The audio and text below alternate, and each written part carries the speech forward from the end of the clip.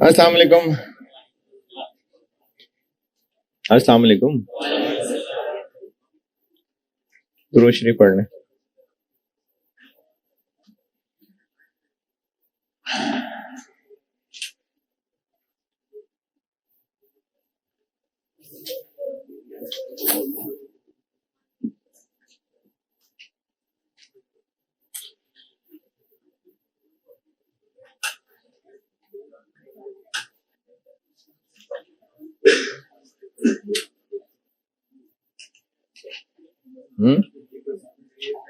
एक मिनट।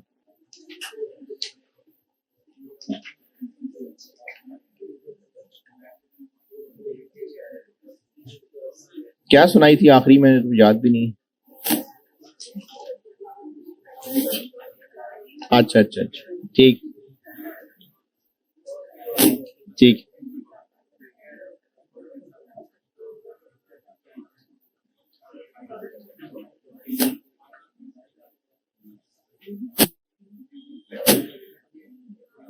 मैंने ये सुनाई हुई है कि जो बच्चों पर रहम नहीं करता और नहीं,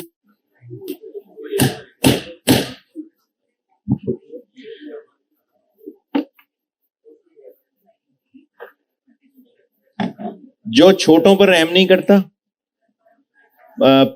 चार चीजें बता रहा हूं।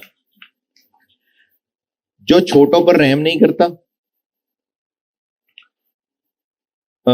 और जो बड़ों की रिस्पेक्ट नहीं करता, और जो अच्छाई का हुक्म नहीं करता, दावत देता, और जो बुराई से नहीं रोकता। छोटों पर रहम नहीं करता, बड़ों की इज्जत नहीं करता, अच्छाई का हुक्म नहीं देता, और बुराई से नहीं रोकता, वो हम में से नहीं।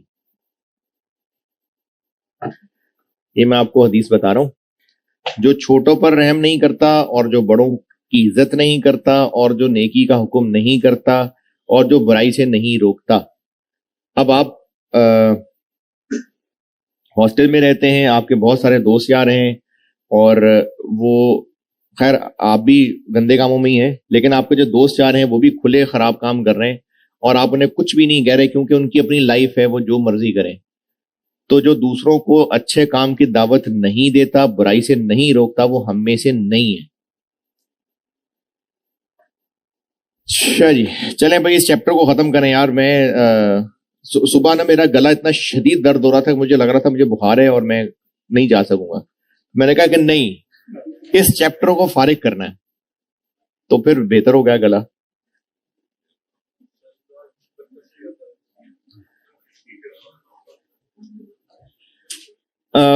इस्लामिक फाइनेंस बताता हूं, और फिर आपने जो खूब दिल लगा के पढ़े हैं कल 4-5 पेजेस पढ़े हैं ना? नहीं पढ़े? किस किस ने पढ़े हैं सच्ची सच्ची? माशाल्लाह। ठीक। और कुछ भी समझ नहीं आया? आ गया समझ? चले कभी पढ़ेंगे तो आ ही जाएगा समझ। ये इस्लामिक फाइनेंस कर लेते हैं, फिर इसके एमसीक्यूज करा देता हूं। ये चैप्टर एमसीक्यूज होगा ही है?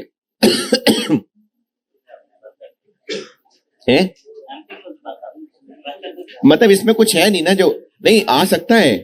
ऐसा नहीं कि नहीं आ सकता। ये जो फैक्टर्स हैं कि इक्विटी से पैसे लेने हैं कि डेट से पैसे लेने हैं, तो ये 3-4 नंबर का सवाल आ सकता है, बिल्कुल आ सकता है। ये फालतू ना समझे इस चैप्टर को।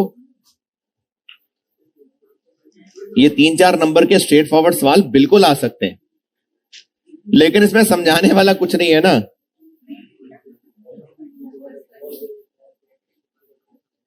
इस्लामिक फाइनेंस समझाता हूं, थोड़ा सा ही है वैसे।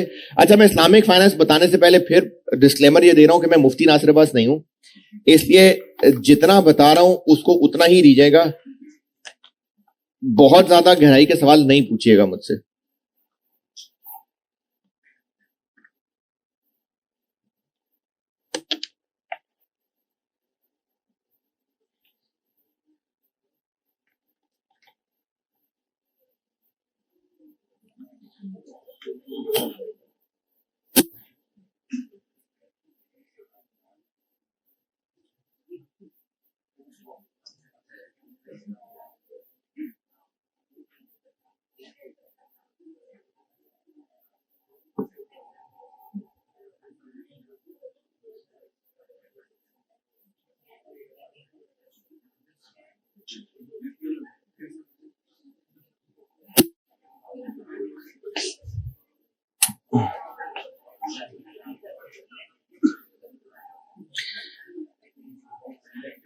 अच्छा, इसका ताल्लुक कोई फाइनेंस से नहीं है, लेकिन ये ICAP ने अपनी इस दफा की बुक में एक ये चीज लिखी जो मुझे बड़ा अच्छा लगा कि उन्होंने अच्छा किया लिख के, तो ये मैं आपको दिखा रहा हूं। हम ना इस्लाम को एक ऐसी रूलिंग समझते हैं, अक्सरियत की बात कर रहा हूं, जिसकी बहुत लिमिटेड गाइडेंस है। और लिमिटेड गाइडेंस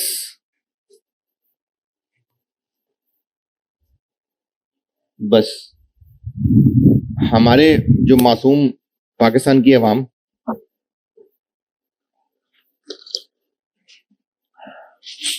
उनकी जो इस्लाम के बारे में सोच है वो अक्सरियत की है कि इस्लाम एक गाइडेंस है कि साफ सुथरे कैसे होना है, वजू कैसे करना है, नमाज कैसे पढ़नी है, इबादत से रिलेटेड है बस। जबकि इस्लाम ने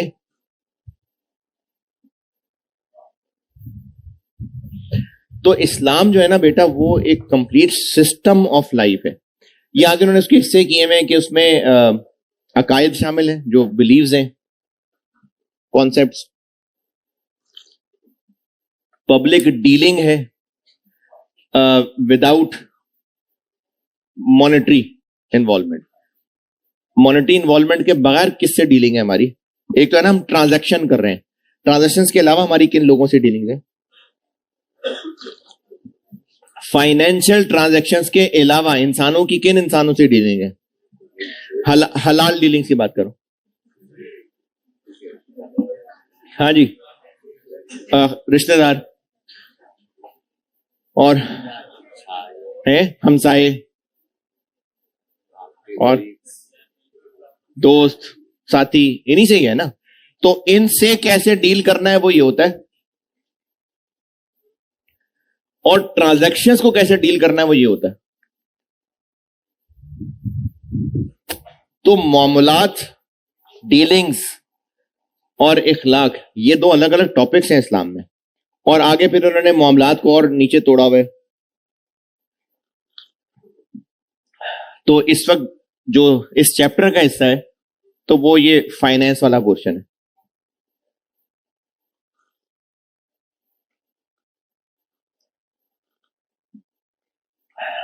तो फाइनेंस वाला पोर्शन बताता हूं।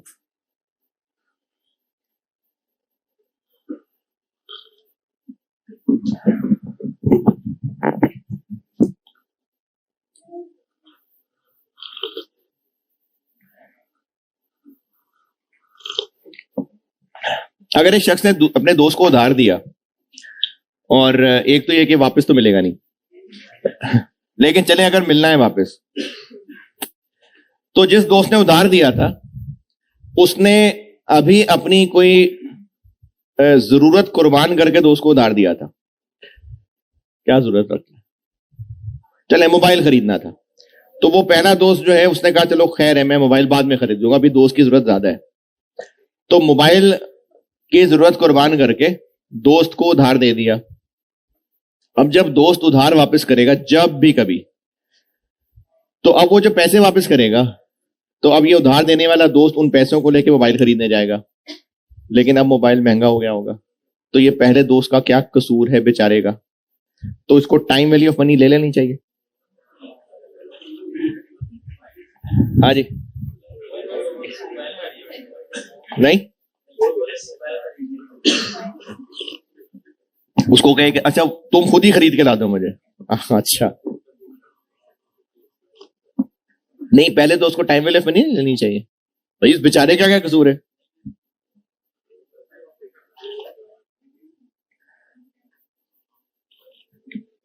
अरे सवाल पूछ रहा हूं यार, लिफ्ट ही नहीं कर रहा है सवाल को।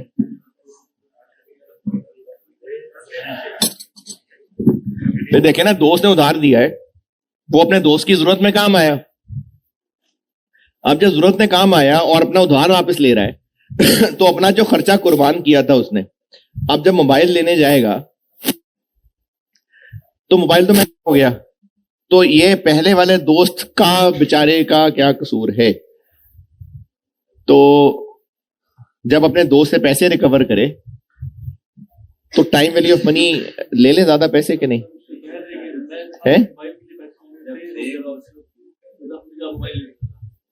अच्छा अच्छा, ये कहते फिर कि मैंने मोबाइल लेना था, मोबाइल मैंने लेना था तो मैं वो कुर्बान करके तुम्हें पैसे दे रहा हूं, तुमने 6 महीने बाद मुझे पैसे देने हैं वापस, तो तुम मुझे 6 महीने बाद ये मोबाइल खरीद के दे देना। ऐसे कर लें कैसे? तो अगर अब जब वो पैसे वापस करने आया तो वही मोबाइल 2-2 रुपए का बिक रहा था है, तो ऐसे राजी हो जाएंगे? नहीं होंगे भाई राजी। कभी करके देखो फिर बताना, ऐसे नहीं होंगे राजी। यानी अगर महंगा हो गया तो फिर आप दोस्त को कह रहे हैं यार देखो मेरा क्या कसूर है, तो तुम मुझे मोबाइल लेके दे दो। तो अगर सस्ता हो गया तो फिर दोस्त को कहेंगे नहीं नहीं तुम पैसे वापस दे दो, ऐसे ही करेंगे ना। तो वो जो पहला दोस्त कर्ज दे रहा है तो उस बेचारे का क्या कसूर है?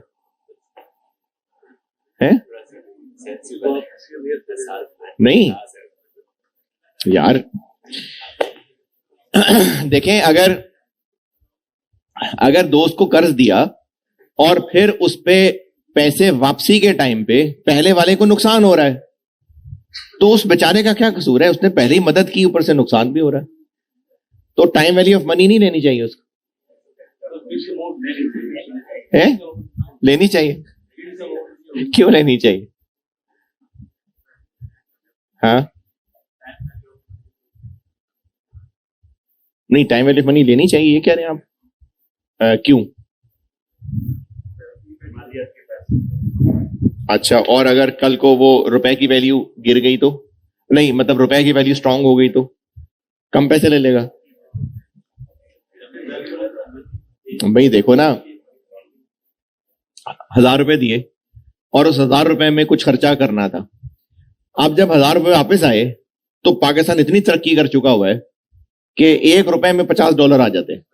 तो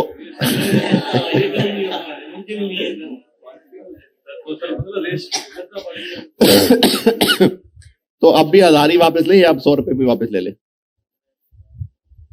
अब क्या करें? है? बिल्कुल पॉसिबल है। नहीं नहीं, बिल्कुल पॉसिबल है। ये कैसी बात हुई? बिल्कुल पॉसिबल है। क्या जो बड़ी बड़ी ताकतें होती हैं क्या वो दुनिया में गिर नहीं सकती हैं? बिल्कुल गिर सकती हैं यार, हिस्ट्री में मौजूद है सारा कुछ। बड़ी बड़ी ताकतें ऐसी जमीन बोझ हुई हैं, बिल्कुल हो सकता है, क्यों नहीं हो सकता? तो फिर क्या करेंगे? फिर time value of money adjust करके 200 रुपए ले लेंगे बस, या आप 1000 ही लेंगे? फिर 200 ही होने चाहिए। अच्छा, ये आप तो शर्मो शर्मी नहीं बता रहे, लेकिन दिलों में सबके ये आ रहा होगा कि लेने चाहिए ना, है ना? है ना? है ना? ऐसे ही है ना? देखें, जब कोई किसी को पैसे दे रहा है ना, तो वो ये क्लियर होना चाहिए कि वो इन्वेस्ट कर रहा है या लोन दे रहा है। कर्ज देना हमारे दीन में एक नेकी होता है, नेकी, एहसान होता है। क्योंकि जब किसी को कर्ज दे रहे हैं और वो वापस, कर्ज इसलिए कि वापस लेना हक है, तो जब किसी को कर्ज दे रहे हैं तो उस पर एहसान ही कर रहे हैं ना। तो एहसान का बदला किससे चाहिए? वो तो अल्लाह से चाहिए। क्योंकि अगर उससे ही हमने एहसान का बदला लेना तो फिर एहसान थोड़ी कर रहे हैं हम। तो इसलिए कर्ज जब दे रहे होते हैं, कर्ज का मतलब है जो हमने जब पैसा लगाया तो वापस मिलना हमारा हक है। दुनिया में ना भी मिल सका वापस, आखिरत में रिकवर करना हमारा हक है। यह है कर्ज। कर्ज चूंकि बिजनेस ट्रांजैक्शन नहीं है, इसलिए कर्ज के ऊपर कुछ एक्स्ट्रा नहीं लिया जा सकता इन एनी फॉर्म। मैंने शायद इसी चैप्टर की पहली क्लास में बताया था, ये जो घर गिरवी पे मार्केट में ट्रांजैक्शन चल रही होती है, अब वो घर की सर्विसेज की फॉर्म में ऊपर ले रहे होते हैं, ये सूद है। तो जहां भी कर्ज इन्वॉल्व हो गया, कर्ज, उस कर्ज के ऊपर कुछ भी एक्स्ट्रा आएगा वो सूद है, चाहे वो किसी भी शक्ल में आए। तो बैंक्स कर्ज ही तो दे रहे होते हैं, तो इसलिए बैंक्स जब कर्ज देंगे उसके ऊपर जितना भी एक्स्ट्रा ले रहे होंगे वो सूद ही होगा। अब उसको सूद कहें, रिबा कहें, इंटरेस्ट कहें, प्रॉफिट कहें, नाम बदलने से कुछ नहीं होगा। ये जो अभी अब खैर इतनी पुरानी बात होगी, आप तो शायद भूल भाल भी गए हो। यार ऐसी उठा के ना ले जाए वीडियो देख के।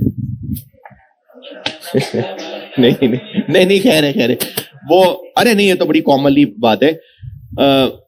पंजाब की ना बहुत रेपुटेशन खराब थी है, तो कुछ साल पहले ना इनका यूनिफॉर्म चेंज हो गया। वो याद है, यूनिफॉर्म ये नहीं होता था। यूनिफॉर्म चेंज से एक इंप्रेशन ये मिला कि नहीं अब कुछ नया है। तो अंदर तो सब कुछ वही है। तो आप नाम इंटरेस्ट रखें, नाम प्रॉफिट रखें, नाम गिफ्ट रखें, जो मर्जी नाम रखें, उस नेचर की वजह से वो सूद होगा, नाम की वजह से सूद नहीं होगा। तो जहां भी कर्ज इन्वॉल्व हो जाएगा ना, कर्ज, तो वहां पर जितना भी एक्स्ट्रा लिया जा रहा होगा वो सूद है। अब इसमें इस्लाम का फिर मोड ऑफ फाइनेंस क्या है? कर्ज क्यों चाहिए, वजह पूछो।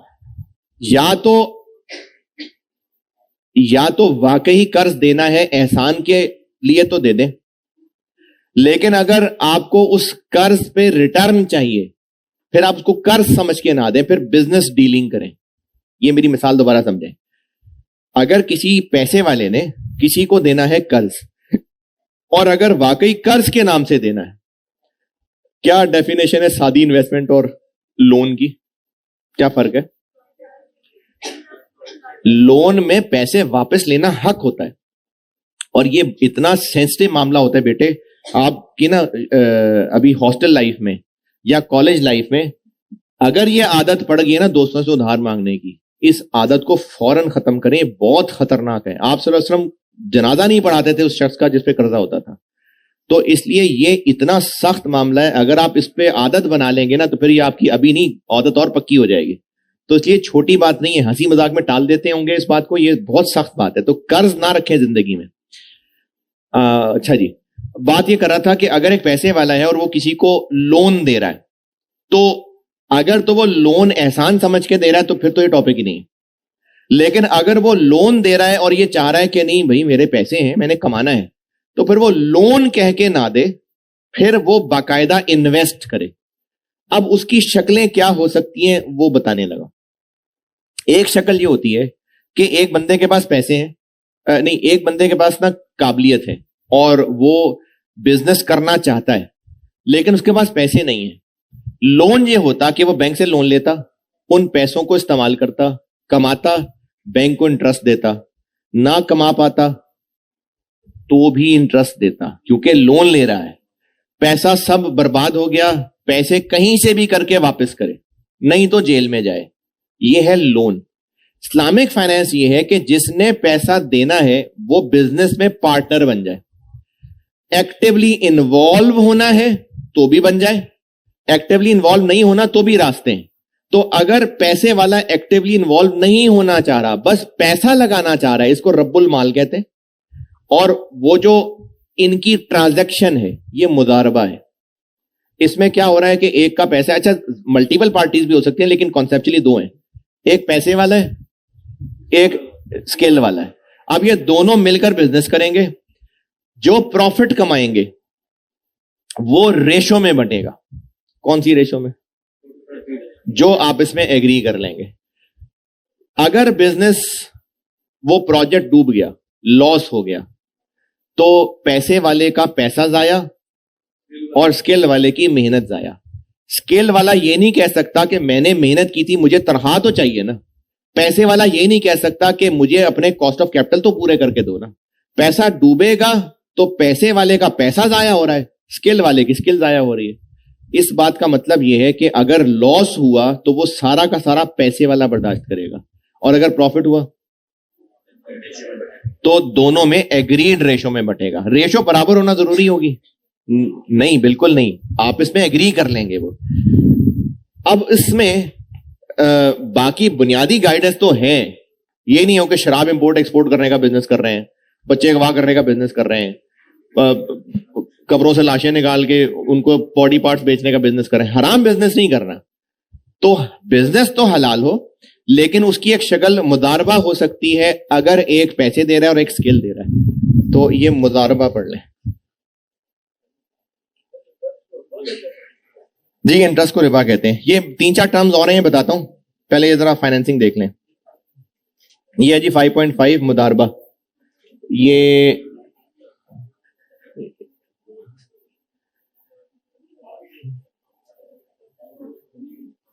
यहां तक है 5.5 सारा पढ़ लें। मैंने आपको कॉन्सेप्चुअली सारा बता दिया, जितना सामने स्क्रीन पे देख रहे हैं। तो पहले यहां तक पढ़ लें, फिर मैं नीचे कर देता हूं।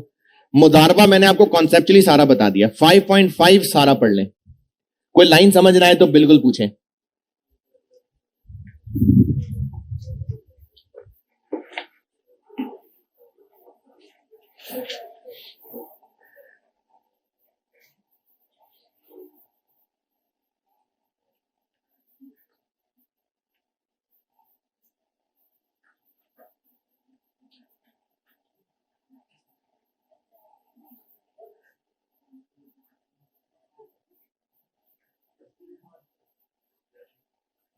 जी रासुल माल, इन पैसे को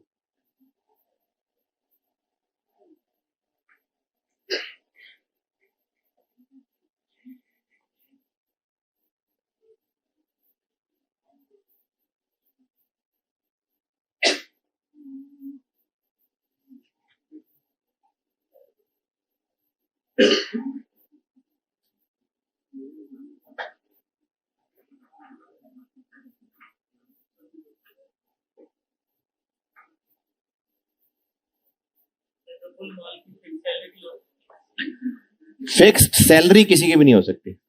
दोनों ने करना प्रॉफिट शेयर है।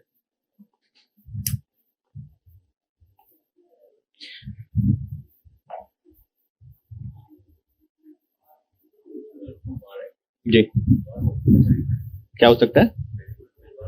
जनरली होता नहीं है, क्योंकि अगर इन्वॉल्व होना है तो फिर वो डिफरेंट टाइप होती है मुशारका।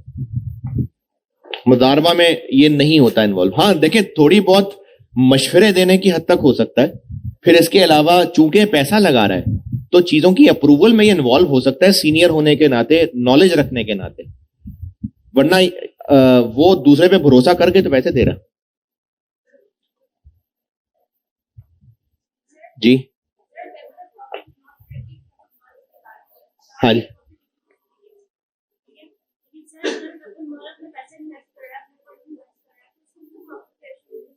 नहीं नहीं नहीं, गारंटीड का मतलब यह है कि बिजनेस चाहे लॉस कमाए, पैसे वाले को कुछ ना कुछ हिस्सा पैसे में दिया जाएगा। ऐसा नहीं अलाउड है। ये मतलब है इज नॉट गारंटीड का। ये मतलब नहीं कि प्रॉफिट इसको नहीं मिलेगा। क्यों नहीं मिलेगा? प्रॉफिट के लिए तो बिजनेस कर रहा है। प्रॉफिट गारंटीड नहीं है। जरूरी नहीं, बिल्कुल ही नहीं है। अगर बिजनेस लॉस में गया तो पैसे वाले को कुछ भी नहीं मिलेगा।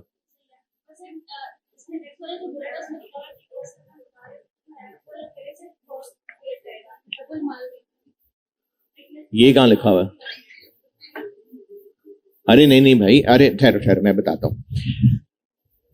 ये इतना पढ़ लें तो करता हूं डिस्कस। कैपिटल रब्बुल माल लगा रहा होगा पैसे वाला, इस पे कोई इतराज? बिजनेस को मुदर्रिब मैनेज कर रहा होगा, इस पे कोई इतराज? मुदर्रिब को कोई सैलरी नहीं मिलेगी, मेहनत कर रहा है, प्रॉफिट में हिस्सा लेगा। पैसे वाले को कोई इंटरेस्ट ऑन कैपिटल नहीं मिलेगा, पैसे लगा रहे हैं, एंड पे प्रॉफिट ही लेगा, इसमें कोई इतराज? प्रॉफिट रेशो में डिस्ट्रीब्यूट होगा, रेशो उन्होंने पहले एग्री की होगी। ये नहीं होगा यार कर ले करने बाद में देखेंगे, नहीं, पहले एग्री होगा। और इस रब्बुल माल को कोई भी गारंटीड पेमेंट नहीं होगी। इसका मतलब है कि वो ये नहीं कह सकता कि मेरा पैसा है 10% तो मुझे चाहिए ही चाहिए, मैं अगर बैंक में भी रखता तो उतना तो कमा ही लेता, तो जा पे रख ले बैंक में। तो उसको ऐसी कोई गारंटी नहीं है। ये इस लाइन का मतलब है। लॉस के बारे में कहा हुआ है कि दोनों ने अपने अपने हिस्से का काम कर लिया। पैसे वाले ने पैसा दे दिया, मेहनत वाले ने मेहनत कर ली। अगर उसके बाद भी लॉस हुआ तो पैसे वाले का पैसा डूबा, वो सारा पैसे वाले के जिम्मे है। वो मेहनत वाले को नहीं कहेगा मेरे पैसे वापस करो। हां, अगर मेहनत वाले ने मारी बोंगियां जान जान के, उसकी अपनी नाअहली की वजह से नुकसान हुआ है, फिर वो पूरा करके देगा। ये इस लाइन का मतलब। मुदारिब will not bear the loss unless loss is occur due to the negligence. अगर इसकी अपनी नाअहली की वजह से, फिर तो देने हैं इसने पैसे। हाँ जी,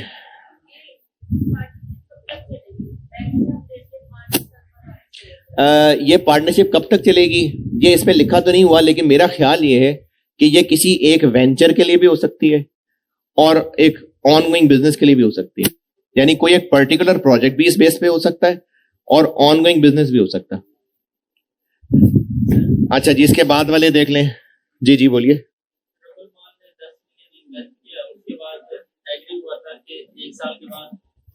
ये देखो ना, वो एक कंटिन्यूइंग बिजनेस है, अब वो चल रहा है। अगर किसी मौके पे वो चाहें कि बस अब हमने पार्टनरशिप खत्म करनी है तो कर दें, नहीं तो चलता रहेगा बिजनेस। जी जी। रब्बुल माल की वजह से कैसे आएगा? वो मनूस है इसलिए आएगा, वो इन्वॉल्व ही नहीं है तो उसकी वजह से कैसे आएगा?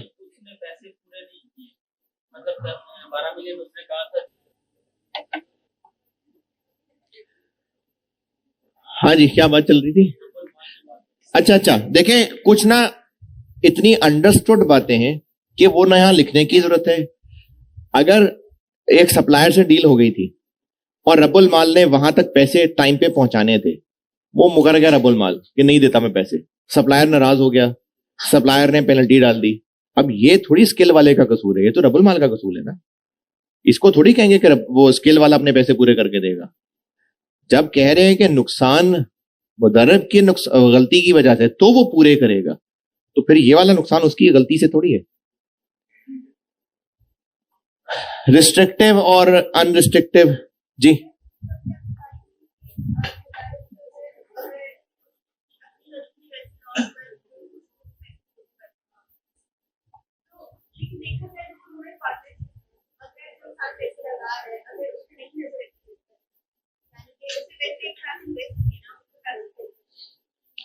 तो मुदर्रिब को भी तो अपनी ईमानदारी से काम करना चाहिए था ना। वो ये थोड़ी कहेगा तुमने नजर नहीं रखी तो मेरा दाव लग गया।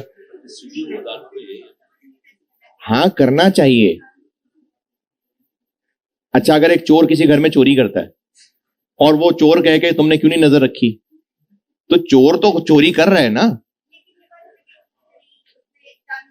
ये तो कोर्ट डिसाइड करेगी ना। जब ये दोनों काजी के सामने पेश होंगे तो ये तो फिर उसके हिसाब से फैसला होगा, वरना दोनों तो एक दूसरे पे इल्जाम लगाएंगे।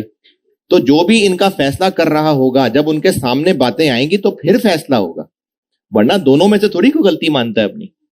तो जाहिर है बात कोर्ट में प्रूफ होगी। मुदारबा रिस्ट्रिक्टिव भी हो सकता है, अनरिस्ट्रिक्टिव भी हो सकता है। रिस्ट्रिक्टिव का मतलब यह है कि पैसे देने वाले ने कहा कि बस ये काम करने हैं, बस उसके अलावा और काम नहीं है, ये रिस्ट्रिक्टिव है। और अनरिस्ट्रिक्टिव ये है कि तुम्हारी मर्जी है, पैसे जहां जहां भी इन्वेस्ट करना चाहो। तो ये भी पढ़ लें। हाँ, करने लीगल कामों में, इलीगल कामों में नहीं करने। जी, कैपिटलिस्ट तो सोच कैसे?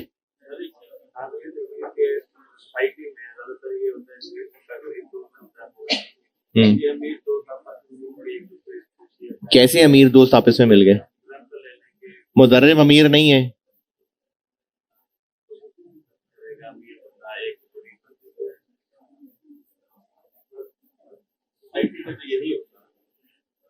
तो आपका पॉइंट क्या है?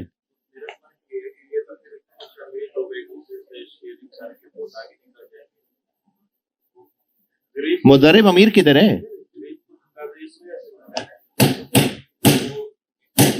जी हाँ हाँ,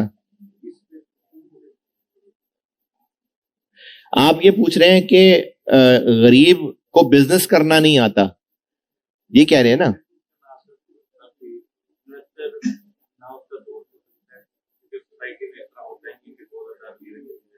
नहीं, सोसाइटी की खराबियां तो हम यहां बात नहीं कर रहे ना। आप ये पूछ रहे हो कि इस मुदारबा में मसले कैसे हल हो रहे हैं, ये पूछ रहे हो। कौन सा मसला हल नहीं हो रहा? जो गरीब को लोन चाहिए था अपनी जरूरत पूरी करने के लिए, अब वो कहां बिजनेस करता फिरेगा? ये वाहिद तरीका थोड़ी है, आगे भी आ रहे हैं। मुदारबा, हाँ जी, है लॉस की शेयरिंग नहीं है ना, पैसे भी तो एक के ही है ना। हाँ, नहीं आप ये कह रहे हैं कि वो मुदारिब अपनी मर्जियां करता फिर रहा है तो नुकसान उसको क्यों ना चार्ज हो, ये कह रहे हैं। देखें, कोई भी पार्टनरशिप की बेसिक असूल ये है कि दोनों सही हैं, दोनों एक दूसरे पे भरोसा कर रहे हैं और दोनों अपना बेस्ट करेंगे। तो अगर वो अनरिस्ट्रिक्टिव भी है तो वो आंखें बंद करके थोड़ी बिजनेस कर रहा होगा। बस अनरिस्ट्रिक्टिव का ये मतलब है कि मुदारिब जो रब्बुल माल है उसने ये रिस्ट्रिक्शन नहीं लगाई कि बस सिर्फ कपड़े का बिजनेस करना है। अगर मुदारिब को बेहतर लगेगा तो 7 मोबाइलों का बिजनेस भी शुरू कर सकता है, पैसा प्रॉपर्टी में भी लगा सकता है, लेकिन लगाएगा सोच समझ के। मुदारबा से आगे चले।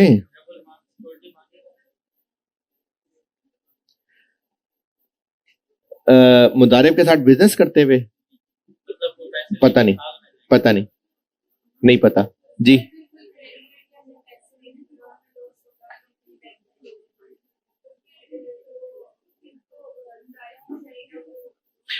अगर बिजनेस लॉस में चला गया तो लॉस में जाने का मतलब यही होता है ना कि खर्चे ज्यादा हैं, तो रब्बुल माल नहीं वो खर्चे अपनी जेब से पूरे कर रहे हैं, तभी तो लॉस उसको चार्ज हो रहा है। अगर रब्बुल माल ने कहा मैं नहीं जानता, मुदर्रिब से पूछो, मुदर्रिब कह रहा है मैं नहीं जानता, मुझसे उससे पूछो, तो फिर लॉस चार्ज कैसे हुआ? लॉस तो तभी चार्ज होगा ना जब खर्चे ज्यादा हो रहे हैं, रब्बुल माल को और पैसे जेब से डालने पड़े, तभी तो लॉस उसको चार्ज हो रहा है। तो देगा ना, अपनी जेब से देगा पैसे, क्योंकि पैसे रब्बुल माल के ही हैं, जो लॉस है वो उसी को ही चार्ज होगा। इसकी लीगल शक्ल क्या होगी, वो सू किसको कर सकता है पता नहीं। अगर वो मुदारिब को जेल में डलवा भी दे फिर भी पैसे की रिकवरी रब्बुल माल से ही होनी है। मुदारबा से आगे चलते हैं, मुराबाहा, बल्कि ऊपर एक छोड़ दिया, मुशारका। अगर दोनों ही एक्टिवली इन्वॉल्व हों, दोनों ही पैसे लेकर आए, जिसको आपने आज तक लॉ, बल्कि आपके तो सिलेबस में पार्टनरशिप है ही नहीं, लॉ में है। अच्छा, जो पार्टनरशिप आपको पता है ना वो मुशारका है, कि इसमें सारे पार्टनर्स पैसे भी लगाएंगे, बराबर पैसे लगाएंगे, बिल्कुल जरूरी नहीं है, बराबर मेहनत करेंगे, बिल्कुल जरूरी नहीं है, लेकिन पैसे भी सब लगा रहे होंगे और काम भी सब कर रहे होंगे। हाँ, यह हो सकता है कि कोई पार्टनर अपनी मर्जी से अपने हिस्से का काम दूसरे को दे दे और उसकी वजह से प्रॉफिट शेयरिंग कम हो जाए, यह हो सकता है। वरना सारे के सारे कॉन्सेप्चुअली पैसे लगा रहे होंगे, सारे के सारे काम कर रहे होंगे, प्रॉफिट बांटेंगे रेशो में, लॉस बटेगा कैपिटल की रेशो में। प्रॉफिट बटेगा जो उन्होंने रेशो एग्री कर ली, लॉस बटेगा कैपिटल की रेशो में। यह बात दोबारा सुने, मुशारका में सारे पैसे लगा रहे हैं, बराबर नहीं जरूरी, सारी मेहनत कर रहे हैं, वो भी मेहनत बराबर जरूरी नहीं है। प्रॉफिट बटेगा जो उन्होंने प्रॉफिट की रेशो तय की और लॉस बटेगा उनके कैपिटल की रेशो में। यह मुशारका सारा पढ़ लें।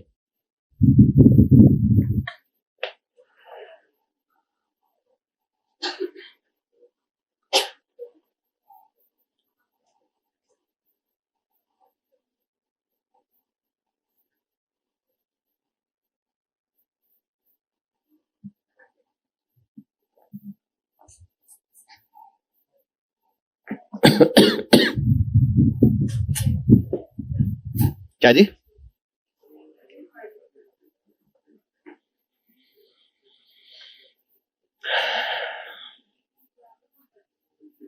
मुशारका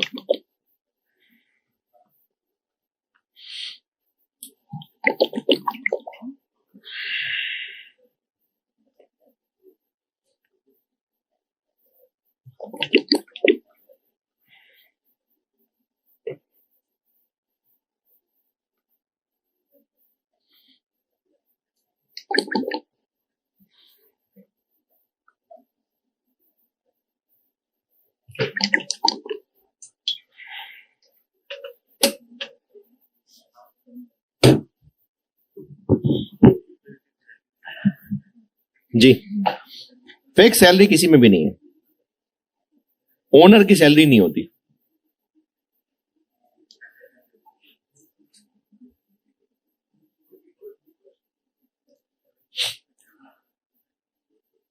मुशारका पढ़ने को कहा था।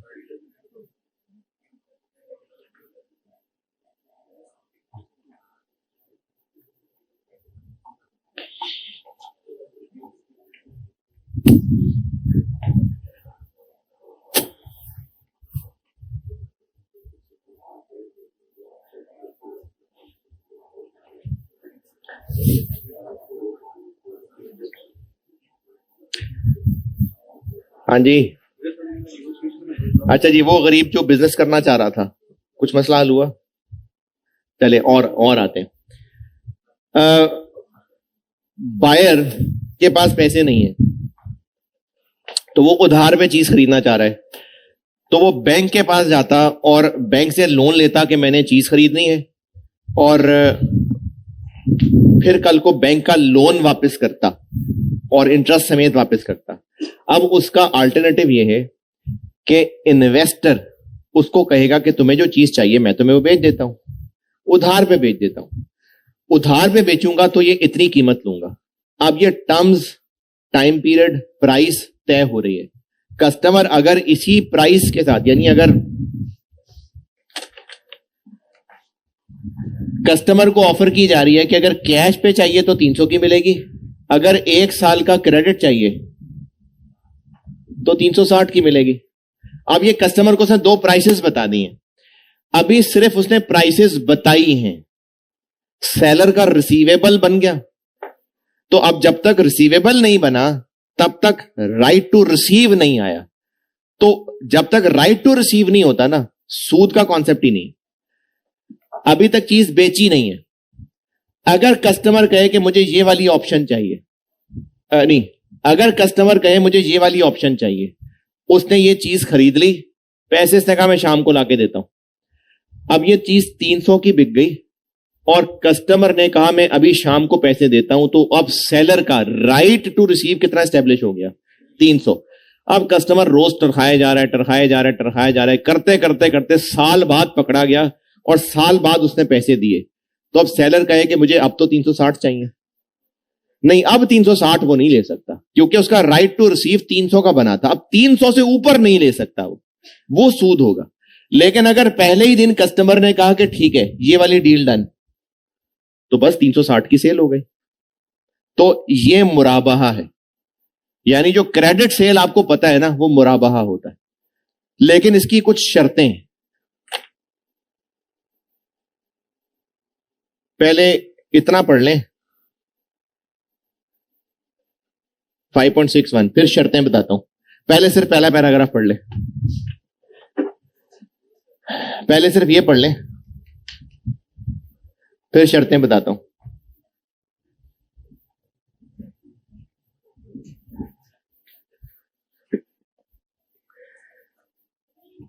अच्छा, ये बहुत जरूरी पॉइंट है, पढ़ने को कहते तो पढ़ा करें, बहुत जरूरी पॉइंट है। ये बहुत जरूरी बात है कि सप्लायर कस्टमर को बता रहा है कि ये 300 रुपए का है, मैं तुम्हें साल क्रेडिट की वजह से 360 का बेच रहा हूं, यानी कॉस्ट प्लस प्रॉफिट।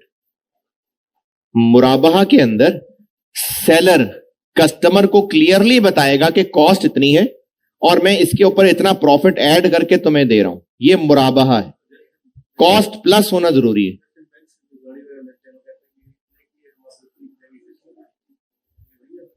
गाड़ी जो किस्तों वाली है वो इजारा में आ सकती है, लेकिन समझने के लिए हाँ ठीक है कि इतने की गाड़ी है, हम आपको इतने की दे रहे होंगे, समझने के लिए आप कह सकते हैं। तो मुराबाहा के अंदर सेलर कॉस्ट भी बताएगा, एक्सप्रेसली डिस्क्लोजेस। अगर कॉस्ट नहीं बता रहा तो शर्त पूरी नहीं हो रही, कॉस्ट बताएगा और उसमें कुछ प्रॉफिट ऐड कर रहा होगा। हाँ, पैसे किस्तों में भी हो सकते हैं, लमसम भी हो सकते हैं। जी,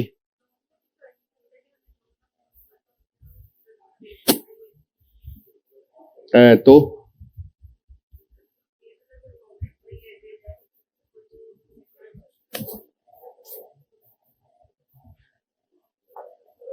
क्योंकि वो लोन होता है, वो कर्ज दे रहे होते हैं, कोई ट्रांजैक्शन इन्वॉल्व नहीं होती बीच में। ये जो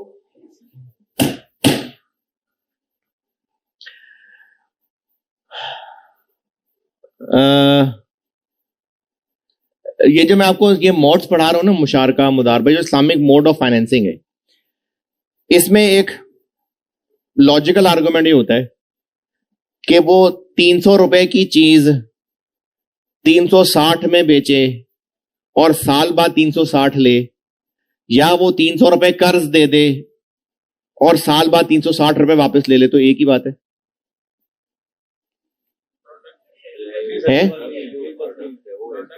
कुरान पाक में अल्लाह ने फरमाया, इसका मफहूम यह है कि कुछ लोग कहते हैं कि सौदा बेचना भी तो ऐसे ही है जैसे कर्ज देना है, लॉजिकल। तो जान लो कि अल्लाह ने सौदा हलाल किया और सूद हराम किया, दैट्स इट, दैट्स इट।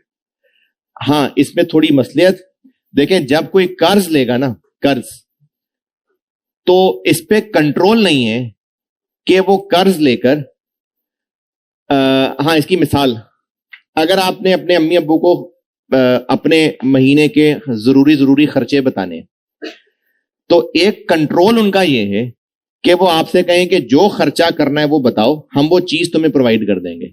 एक ये है, और एक वो आपको पैसे दिए जाएं और आप उन पैसों को इस्तेमाल किए जाएं। न्यूमेरिकली तो एक ही बात है ना, लेकिन पैसे देने में क्या रिस्क है कि आप कहीं और खर्च कर देंगे और अब फिर दोबारा से मांगते हुए शर्म आएगी, फिर किसी और से झूठ बोल के किसी और तरह से मांगेंगे। तो कर्ज चल रहा है, कर्ज देने में ना चेक नहीं है। बैंक ने अगर कर्ज दिया तो बैंक को सिर्फ अपने पैसे वापस लेने से कंसर्न है, बस मेरे पैसे वापस आने चाहिए, चेक नहीं है माशरे पे। तो बैंकिंग सिस्टम में लोग कर्ज ले लेके खर्चे करते जाते हैं, जो कि हमारी सोसाइटी में अंदर है। क्रेडिट कार्ड ने ना मिडिल क्लास सिस्टम को बहुत तबाही पहुंचाई है। क्रेडिट कार्ड लोग बनवाते हैं, खर्चे किए जाते हैं और बाद में पैसे देने के लिए होते नहीं है, फिर सूद पड़ता जाता है, तो फंस जाते हैं। तो इसलिए लोन से ना ये भी बहुत बड़ा नुकसान होता है कि कर्ज लेने वाला फंसता चला जाता है, कर्ज लेता है, ख्वाहिश पूरी करता है, कर्ज लेता है, जरूरतें पूरी करता है, कर्ज बढ़ता जाता है, वापस करने के काबिल नहीं रहता। तो ये जो मोड्स हैं, इनमें चेक है। मुजारिब कोई काम करना चाह रहा है तो रब्बुल माल फजूल काम के लिए थोड़ी पैसे देगा उसको। मुराबहा है, इसमें बैंक से 300 रुपए लेता, पता नहीं कहां उड़ा देता। चीज चाहिए ना, बैंक कह रहा है चीज ले लो मुझसे जरूरत की, तो इसमें चीजों का भी कंट्रोल रहेगा। अच्छा चले जबानी सुने, आपके पास तो है ना किताब, ये टाइम वहां क्यों लगाएं। मुराबहा की शर्तें हैं, किताब है ना, हाँ, तो वो जब तक खुलेगा तो खुलेगा। एक शर्त यह है कि जिस प्रोडक्ट को बेचा जा रहा है वो मौजूद होना चाहिए। यानी अगर, जो आगे मिसाल भी दी हुई है, कि अगर गाय खरीदी और उस गाय का वो काका जिसका भी वजूद ही नहीं है, वो काका भी बेच दिया, तो वो नहीं बेच सकते। तो जो प्रोडक्ट बेचा जा रहा है वो मौजूद होना चाहिए। ये पॉइंट 1 पढ़ लें।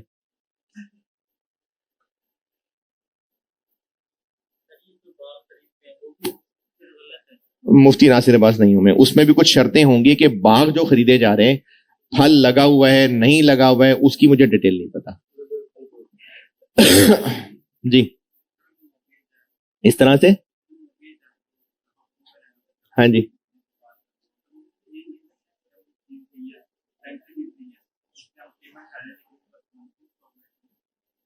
अच्छा, इजारा में आके पूछना, अभी इजारा बताता हूं ना फिर।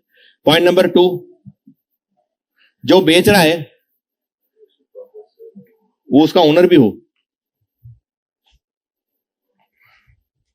यानी जो चीज वो बेच रहा है वो उसकी अभी है ही नहीं, तो आगे कैसे बेच सकता है।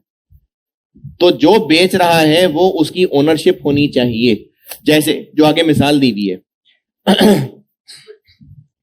ए के पास अभी गाड़ी है नहीं, उसने गाड़ी सी से बात की हुई है, सी उसको बेचेगा तो ए के पास गाड़ी आएगी, और अभी उस बात के भरोसे ही ए ने वो गाड़ी बी को भी बेच दी। तो ए के पास अभी गाड़ी है ही नहीं, तो आगे कैसे बेचे? तो जो प्रोडक्ट बेचा जा रहा है सेलर का, वो होना भी चाहिए। तीसरी चीज, सेलर के पास भी होना चाहिए। सेलर ने कोई चीज खरीदी है, उस तक पहुंची ही नहीं है, अभी वो आगे बेच दी उसने, तो सेलर के पास भी होनी जरूरी है वो चीज। जाके जाके बहुत नींद आ रही है, जाके वो प्रोडक्ट मौजूद हो, सेलर का ओन्ड हो, सेलर के पास भी हो।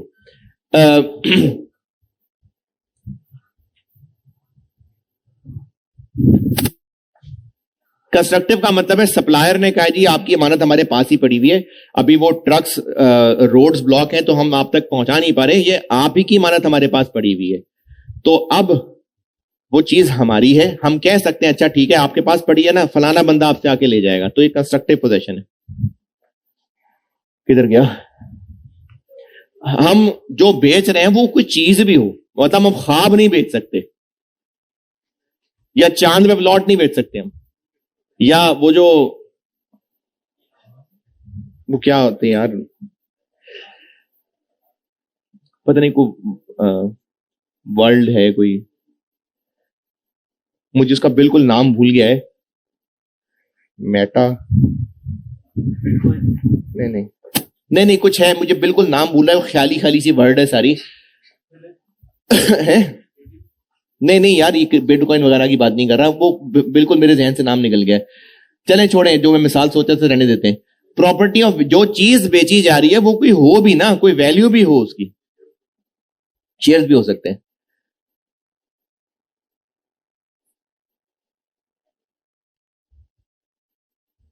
जो कॉन्ट्रैक्ट हो रहा है क्लियर हो कि हम क्या चीज बेचना चाह रहे हैं, अनसर्टेनिटी ना हो। जैसे अगर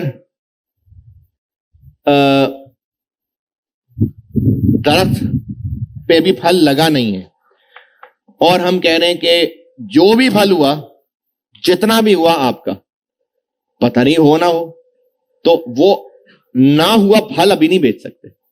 जो बागात बेचते हैं ना, वो एग्जिस्टिंग दरख्त बेचे जा रहे होते हैं, वो दरख्त खरीद रहा होता है। बाकी जो फल अभी नहीं लगा वो फल नहीं बेचा जा सकता, क्योंकि वो तो चांस है पता नहीं हो या ना हो। टेंजेबल होना चाहिए जो चीज बेची जा रही है, इनटेंजेबल नहीं बिक सकता। कॉस्ट पता होनी चाहिए उस चीज की, प्राइस भी सर्टेन होनी चाहिए, एम्बिग्विटी नहीं होनी चाहिए, और अनकंडीशनल होनी चाहिए सेल। जी नहीं, वो जो पूरे बागात बिकते हैं ना, उसकी यकीनन कोई तफसील होगी, वो मुझे नहीं पता, इसलिए वो बागात की तफसील ना पूछें। अनकंडीशनल होनी चाहिए, यानी गाड़ी चोरी हुई है और कस्टमर को कहा जी अगर मिल गई तो तुम्हारी, नहीं मिली तो तुम्हारी किस्मत। तो अनकंडीशनल होनी चाहिए, कोई कंडीशन लगी हुई नहीं होनी चाहिए। तो ये सारी शर्तें पूरी होंगी तो मुराबाहा है जी। टेंजेबल लिखा तो है, सॉफ्टवेयर पे नहीं उधार पे बिकता होगा, क्योंकि इसमें फिर सिक्योरिटी कोई नहीं ना होती। एक बंदा मुकर जाए बाद में तो कहां से चीज जबरदस्ती निकलवा के देंगे, तो इसलिए फिर सिर्फ फिजिकल चीजें ही होती हैं।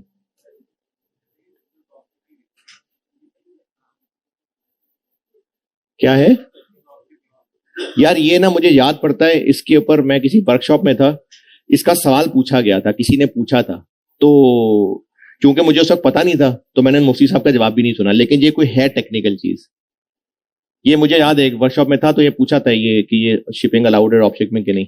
हाँ जी हाँ जी,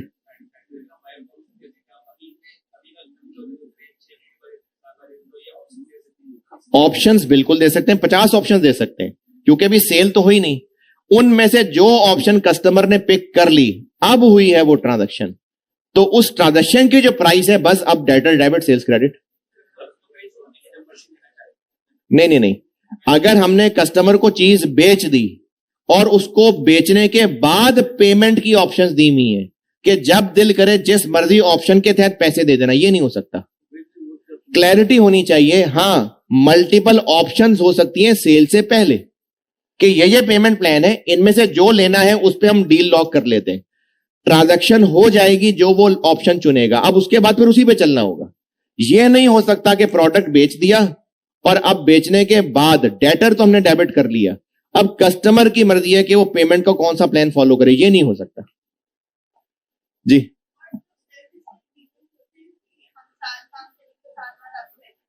वो तो सिंपली एम्प्लॉयमेंट एग्रीमेंट है। नहीं, मुराबा के लिए फिजिकल होना जरूरी है ना, लिखा तो है कि टेंजिबल होना जरूरी है। तो जो सर्विस का एग्रीमेंट है तो उसके लिए मुराबा नहीं होगा, वो कोई और एग्रीमेंट होगा। और ये जो इस वक्त 5-6 मिसालें लिखी हुई हैं, ये कंप्लीट इस्लाम नहीं है, ये तो कुछ मिसालें हैं ट्रांजैक्शंस की, और भी ट्रांजैक्शंस होती हैं जी। क्या चीज? वो प्रोडक्ट अभी है ही नहीं तो मुराबा नहीं हो सकता। नहीं, देखिए, एक सवाल ये है कि क्या वो प्रोडक्ट जो भी मौजूद ही नहीं है, क्या उसके लिए हम बुकिंग कर सकते हैं? तो उसका जवाब यह है कि वो मुराबा नहीं है, मुराबा के लिए एग्जिस्ट करना जरूरी है। अब अगला सवाल कि ये ट्रांजैक्शन हलाल है कि नहीं, पता नहीं, मुराबा नहीं है, मुराबा के लिए फिजिकली एग्जिस्ट करना जरूरी है। बस बस बस बस, इजारा। जो सामने पॉइंट्स हैं उन्हीं में से पूछना है या कोई और अगर पूछना है बताएं।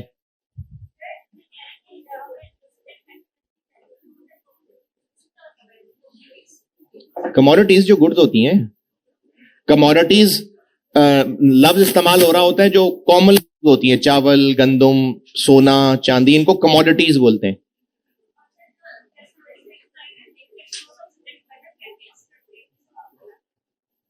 कौन सी line? Point number 5, price must be certain. यही बता रहा हूं ना कि कस्टमर के साथ जो भी टर्म्स उसको ऑफर हुई थी कि चाहो तो 360 रुपए लमसम साल बाद दे देना, चाहे 20-20 रुपए हर महीने दे देना, उसको मल्टीपल ऑप्शंस दे दी। उनमें से उसने एक ऑप्शन सिलेक्ट कर ली। अब जो ऑप्शन सिलेक्ट की है उसमें सारी क्लैरिटी होनी चाहिए, कितने पैसे कब कब। ये जो रक्शे वाले के साथ, अब तो खैर आप लोग जो सवारियां यूज कर रहे होते हैं, अक्सर लोग ही वो मोबाइल ऐप ही यूज कर रहे होते हैं, लेकिन अगर वैसे कोई रक्षा कराएं और वो कहे जी जो दिलो दे देना, ये गलत है। क्लैरिटी होनी चाहिए, उसके बाद रक्षा की सवारी होनी चाहिए। तो क्लैरिटी होनी चाहिए, प्राइस क्लियर होनी चाहिए, एम्बिगुअस नहीं होनी चाहिए। अब नहीं यार, आप बहुत अगर अगर करते हो, नहीं, जो है वो पूछो।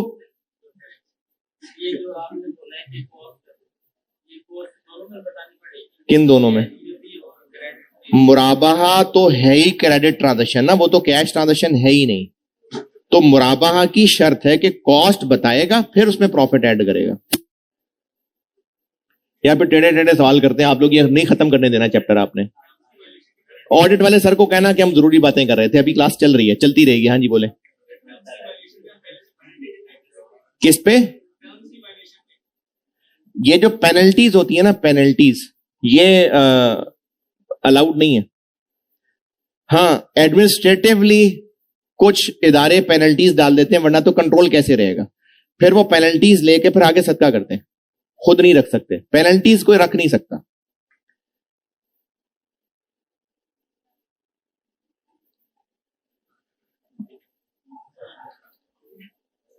इसीलिए ये जब से मैंने ये इस्लामिक फाइनेंस पढ़ाना शुरू कर दिया ना, उससे पहले होता था कि जो टेस्ट नहीं देते थे उनसे फाइन लेके फिर क्लास की पार्टी हो जाती थी। ये जायज नहीं है, ये जायज काम नहीं है, ये हराम खाते हैं आप अगर ऐसे करते हैं तो।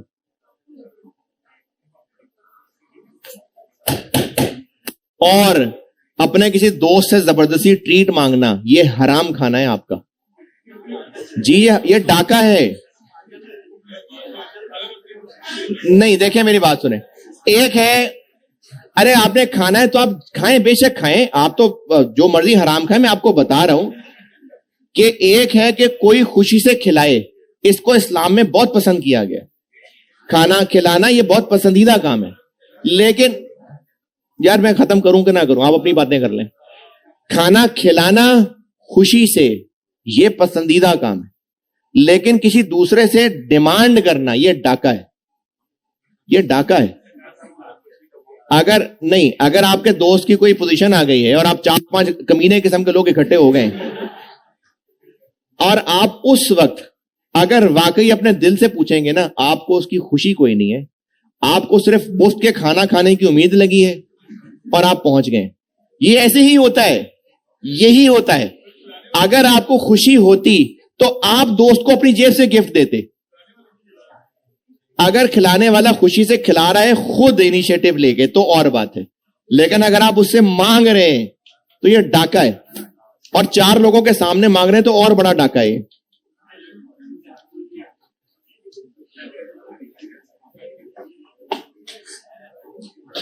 चलूं आगे?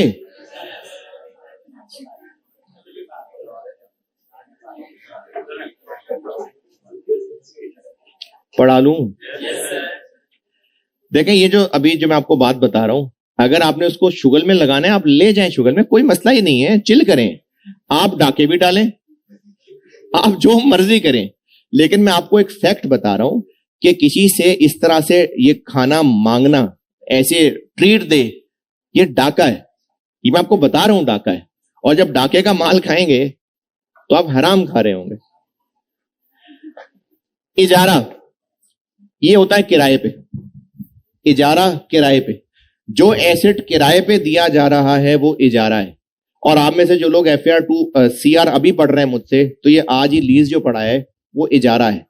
लेकिन लीज में और इजारा में कुछ फर्क है, वो फर्क अभी आगे बताता हूं। तो जो किराए पे एसेट देना है ना, वो इजारा होता है।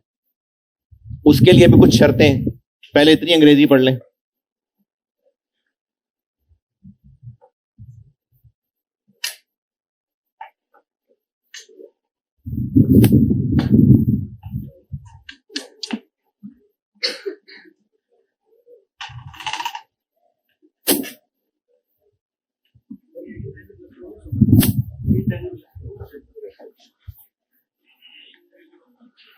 नहीं,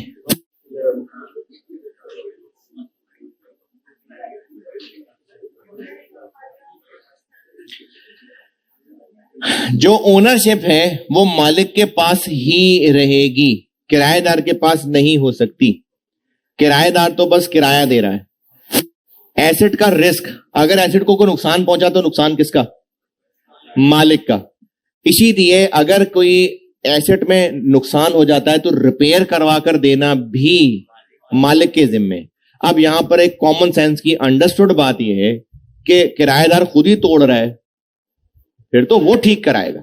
लेकिन वैसे अगर किराएदार की गलती के बगैर नुकसान हुआ है तो फिर नुकसान मालिक के जिम्मे है। पेनल्टी, लेट पैसों पे किराया पेनल्टी की शक्ल में नहीं ले सकता। Can not charge late payment penalty as his income, तो नहीं अलाउड है। टर्मिनेशन ऑफ कॉन्ट्रैक्ट, जब लीज टर्म पूरी हो जाएगी, दोनों एग्री करेंगे तो ये कॉन्ट्रैक्ट खत्म हो जाएगा। ये अंग्रेजी पढ़ लें।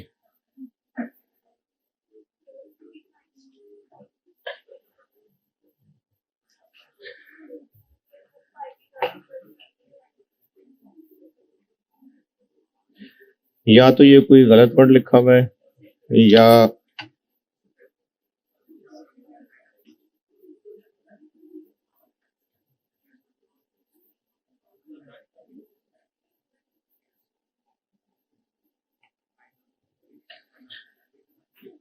सॉरस में है ही नहीं, पता नहीं, शायद गलती से लिखा हुआ है कोई वर्ड है।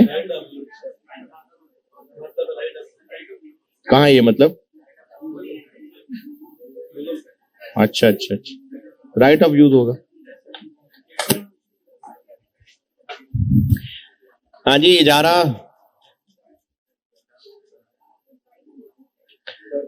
आपसे ये भी सवाल इस तरह से भी पूछा जा सकता है, ये इजारा का और लीज का फर्क। इजारा में ओनरशिप ट्रांसफर नहीं होती, लीज में एंड पे ओनरशिप ट्रांसफर हो सकती है। ये जब आप अगर अभी आप CR पढ़ रहे हैं तो इसमें पढ़ेंगे, एंड पे ओनरशिप ट्रांसफर हो सकती है, इजारा में नहीं हो सकती। इजारा में एसेट वापस आना ही आना है। अगर किराएदार ने खरीदना हुआ तो वो अलग कॉन्ट्रैक्ट होगा, इजारे में बस किराया ही होगा।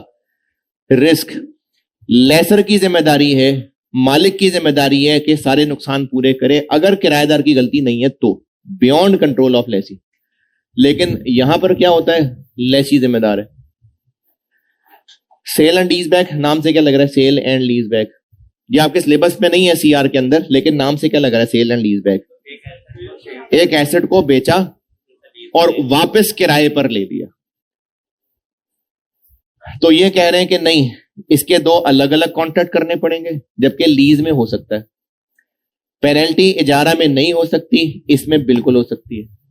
तो ये फर्क है कन्वेंशनल लीज और इजारा में।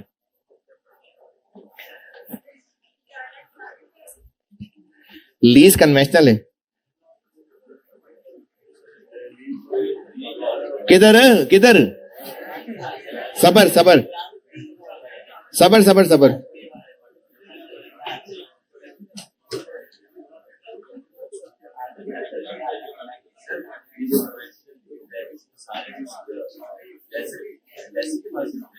ठहर जाए यार, ठहर जाए। हाँ जी, रेसी की जिम्मेदारी होती है, हो भी सकती है, फाइनेंस लीज में हो सकती है।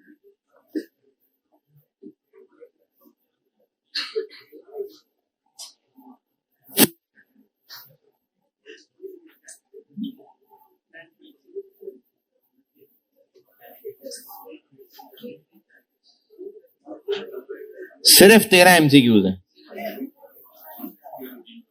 नहीं, कोई कल कुल नहीं, बड़ा टाइम जाया किया आप लोगों ने इसमें। बार बार बिजली बंद कर देता है कुछ आगे, कभी प्रोजेक्टर खराब कर देता है, कभी कुछ हो जाता है।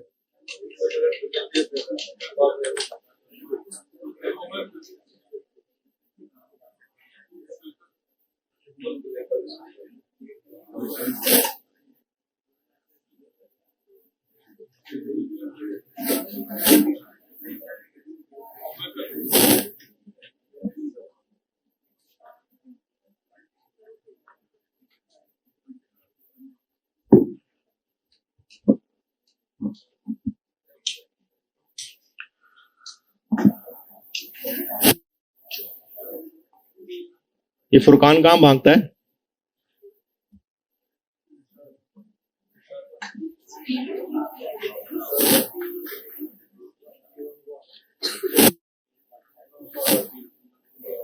हाँ जी,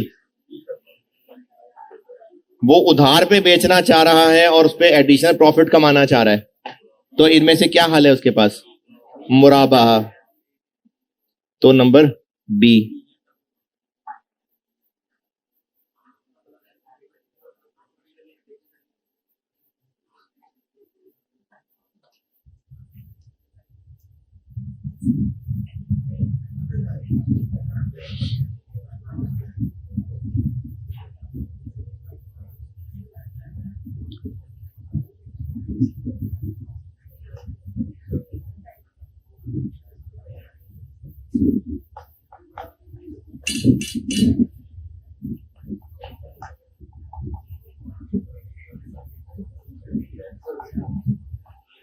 अच्छा, इसमें की सेंटेंस देख लें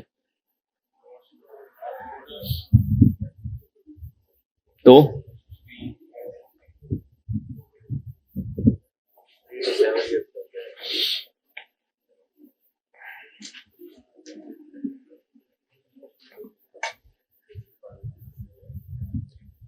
इक्विटी डेट से ज्यादा रिस्की है, क्या दो वजह हैं?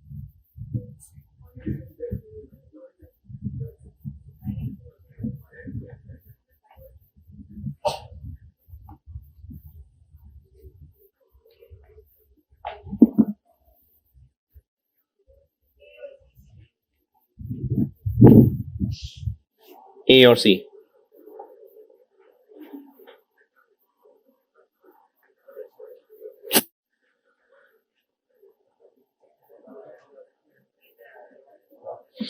मुराबाहा,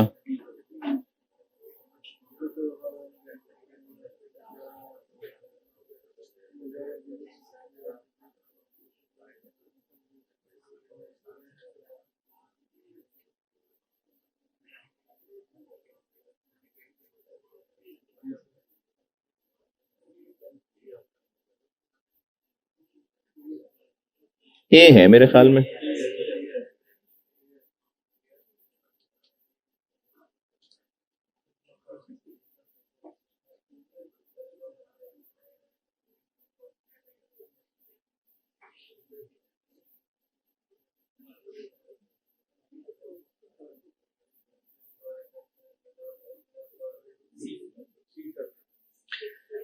हाँ जी, सी।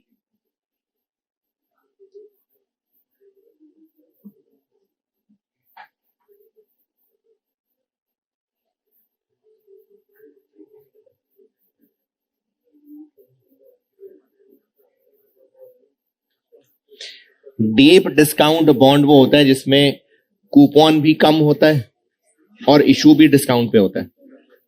तो बी। नहीं, बी सेकंड।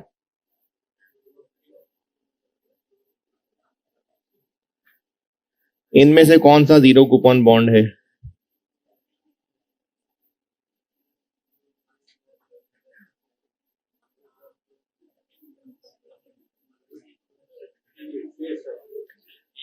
ए। अच्छा, एक तो आप जबरदस्ती क्लास में बैठ ही गए हैं, तो ये तो अच्छी बात है, आप तमीज वाले यहाँ बैठे हुए हैं, मैं नहीं जाने दे रहा तो आप जा भी नहीं रहे, लेकिन बैठ ही गए हैं तो पढ़ भी लेना। अगर बैठे ही हुए हैं तो पढ़ तो लें। किसी को अगर आंसर ए नहीं लग रहा तो है ना, है सी क्यों लग रहा है? भाई पीरियोडिक रिटर्न तो हर साल थोड़ी रिटर्न मिल रहा है। बोनस और राइट के बारे में इनमें से क्या सही है?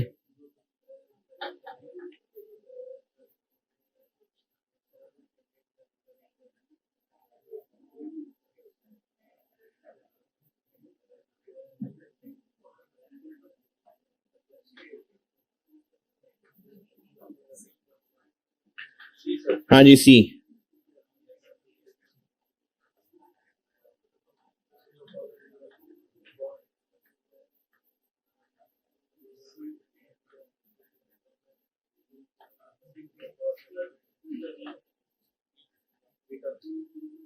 हाँ जी, second. Cost profit.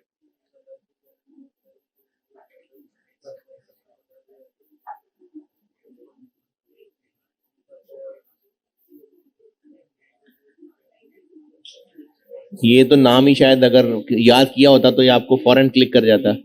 B, management buy out.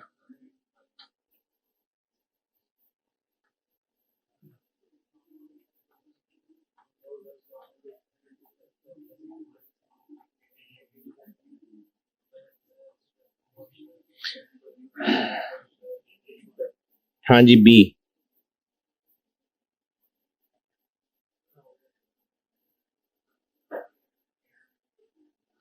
तो 13 तो आईकैप की बुक में थे ना। नहीं नहीं, मेरा मतलब है वो ऑटम 24 तक थे ना।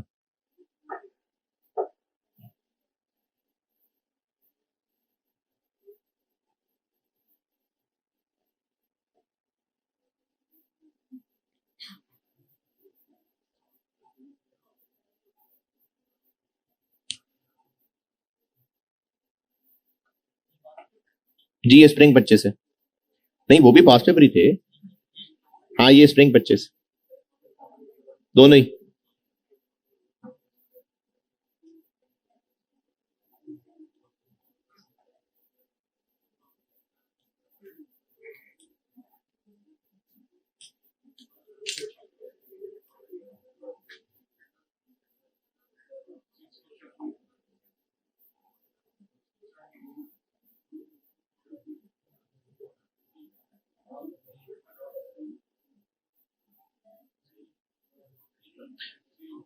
सी कैसे हो सकता?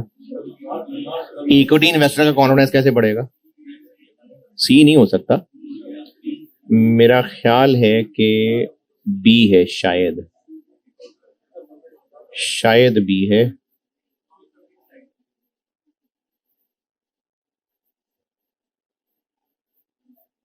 क्या था? 9 था। हाँ, बी।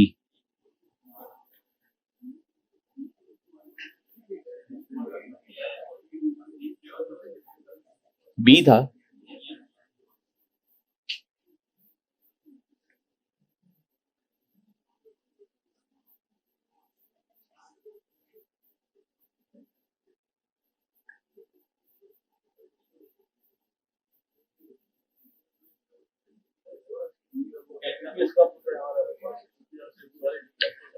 कैपिटल बढ़ेगा कैश के बगैर, सही है। ईपीएस गिर जाएगी, सही है। मार्केट प्राइस कम हो जाएगी, ये भी सही है। सी, हाँ जी सी है।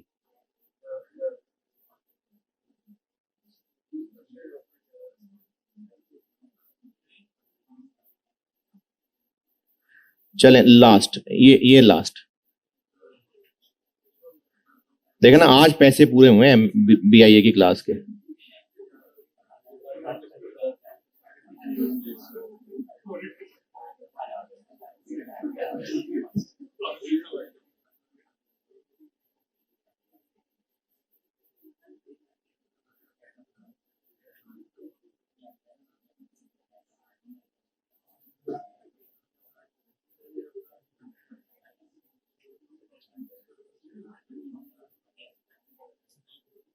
नंबर 7,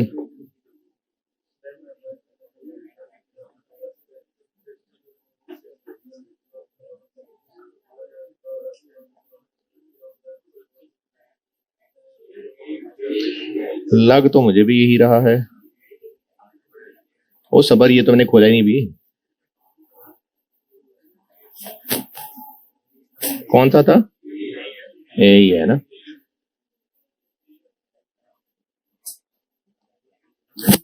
नाइन,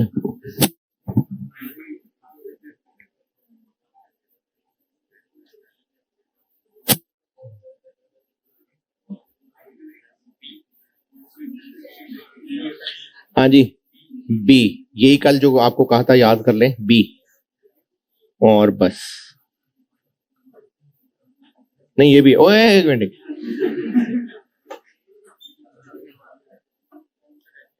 फिक्स्ड और floating charge,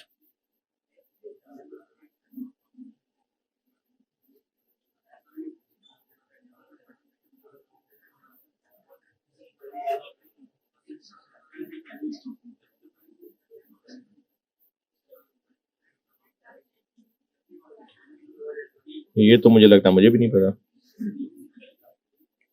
one only, not correct. अच्छा ठीक है, हाँ जी सही है, नॉट करेक्ट। वो ये नहीं कहते इन्वेंट्री नहीं बेचनी, तो पड़े पड़े खराब हो जाएगी। तो इन्वेंट्री बेचने से मना नहीं है। तो बस सोर्सेज ऑफ, और खत्म हो गया सोर्सेज ऑफ फाइनेंस। ठीक है, अल्लाह हाफिज।